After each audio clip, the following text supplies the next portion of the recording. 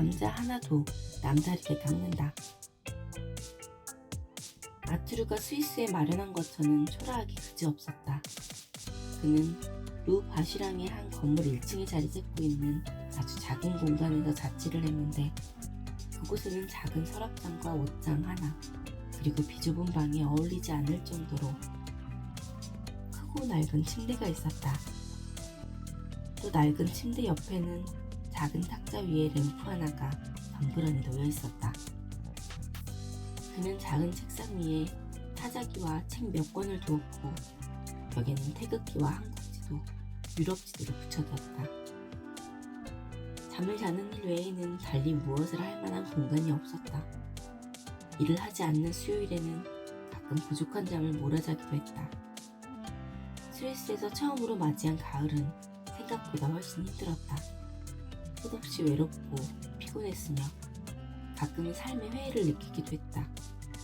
매일 꼬박 12시간 동안 감자를 깎고 음식 찌꺼기를 비우는 등의 일만 하다 보니 시간이 흐를수록 배우는 것은 없고 피로만 쌓여갔다.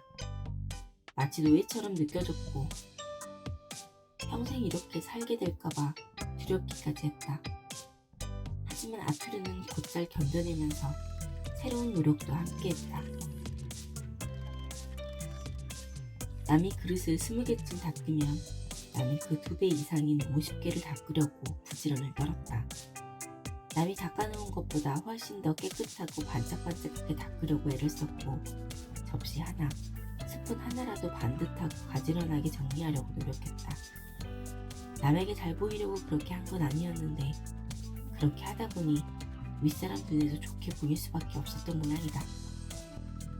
저녁 근무를 시작하기 전에 호텔 레스토랑의 메뉴를 일일이 점검하고, 다음날 특별 메뉴는 무엇인지, 주 요리에는 어떤 감자가 사용되는지 빠짐없이 확인해 수첩에 적어두었다. 어떤 요리에 어떤 종류의 감자가 필요한지는 노르웨이에서 보낸 4년의 교육과정을 통해 충분히 알 수 있었다. 점검을 마치면 평소처럼 조리실로 들어가 일을 했다. 이때 함께 일하던 스페인 견습생은 그저 감자를 깎아 찬물에 담가두기만 하는 반면, 아투르는 다 깎은 감자를 한 번 더 손질했다. 메뉴에 폼 샤토라고 적혀 있으면 그는 감자를 커다란 올리브처럼 깎아냈다. 메뉴판에 폼 파리시엔이라는 말이 보이면 그는 특별한 칼을 가져와 감자를 작은 구슬처럼 동그랗게 깎았다. 폼 알루멧은 노르웨이에서 흔히 폼 플릿이라고 불리는 길쭉한 감자칩을 가리켰다. 메뉴판에 이 단어가 보일 때면 아투르는 감자를 길쭉한 사각형으로 잘라냈다.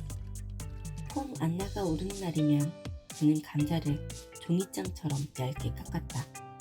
이렇듯 요리의 종류에 따라 감자를 깎는 방법이나 모양을 내는 방법은 수도 없이 많았다. 그리고 아투르는 이에 대해 잘 알고 있었다. 그가 다음날 메뉴에 따라 감자를 미리 준비해두는 것을 본 조리사들은 자신들의 일이 줄었다며 크게 기뻐했다. 당연히 아투르는 상급 요리사들의 관심을 받기 시작했다. 얼마 후 아투르가 일하는 레스토랑의 요리사 자리가 하나 비어 호텔에서는 구인 광고를 내게 되었다. 그런데 아투르와 함께 일하던 다른 요리사들은 그 자리에 아투르를 추천했다. 일은 순조롭게 이루어져 하루아침에 감자깎기에서 보조 요리사로 승진을 하게 되었다. 비록 요리사들 중에서는 가장 낮은 직급이었지만 월급도 오르고 숙식에 사용되는 경비도 받게 되었다. 다른 요리사들은 아투르와 함께 일하게 돼 기뻐했다. 그러나 단 한 명, 함께 감자를 깎던 스페인 출신의 견습생만은 화를 참지 못하고 일을 그만둬버렸다. 감자 하나를 깎더라도 더 효율적으로 깎을 수는 없을까? 그때부터 나는 매일매일 다음날의 메뉴를 먼저 체크해 그날 나가는 음식에 맞게 감자를 잘라서 요리사들이 요리하기에 가장 편한 상태로 준비했다. 그렇게 6개월쯤 지났을 때 나를 변두리 촌뜨기 취급만 하던 주방장이 보조 요리사 자리에 나를 적극 추천했다. 어떤 이는 몇 년째 감자만 깎고 있는데 나는 6개월 만에 요리사로 입성하게 된 것이었다.